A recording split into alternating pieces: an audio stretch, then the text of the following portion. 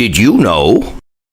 Even with hundreds of episodes, the Pokemon anime still has many mysteries in it, with one mystery happening before the first episode even started. The very first opening to the Pokemon anime is one of the most beloved, and features almost all recognizable characters from the series, except for one.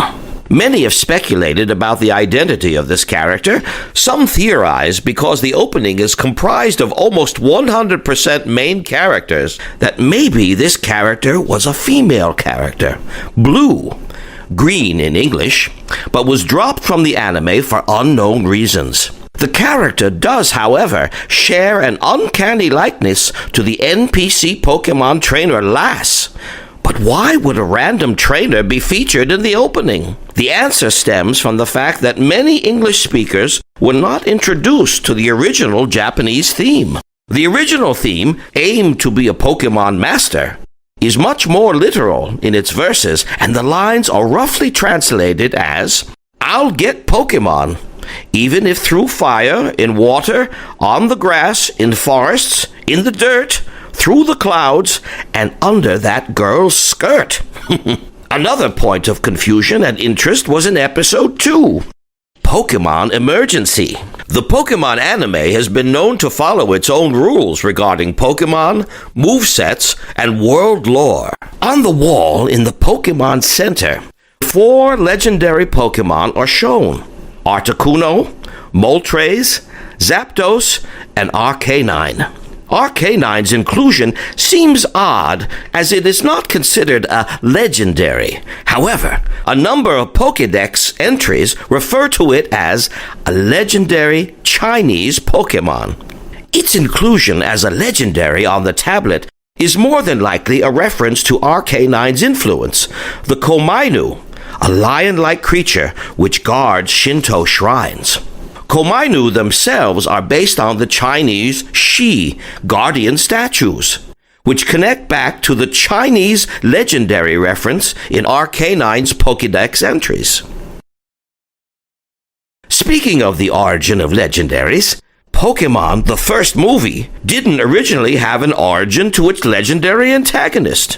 The original version of Mewtwo Strikes Back did not include the short known as The Birth of Mewtwo.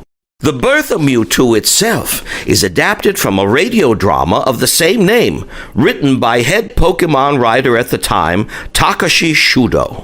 Originally played over a 5-week period, the radio drama told the same story as the short would, and led up to the premiere of Mewtwo Strikes Back in Japanese theaters in 1998.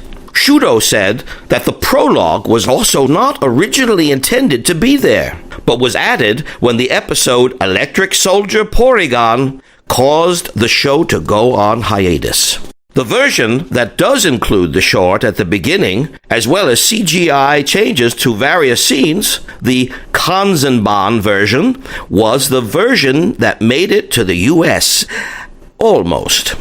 While the Kanzenban version was made to be used later in North America, many English speakers from that time may not remember parts of the added short because only certain parts of the short were used initially. The parts that were cut, which did eventually show up in later home video releases, establishes that Mewtwo is a confused being searching for his identity, along with a cloned version of Dr. Fuji's daughter, Ai, and cloned versions of the Kanto starter Pokemon.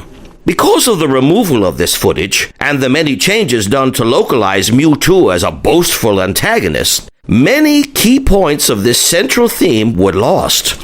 For example, in the original Japanese dialogue, Mewtwo asked Dr. Fuji if Mew is his mother or father, to which Fuji replies that he could say both, but could also say neither.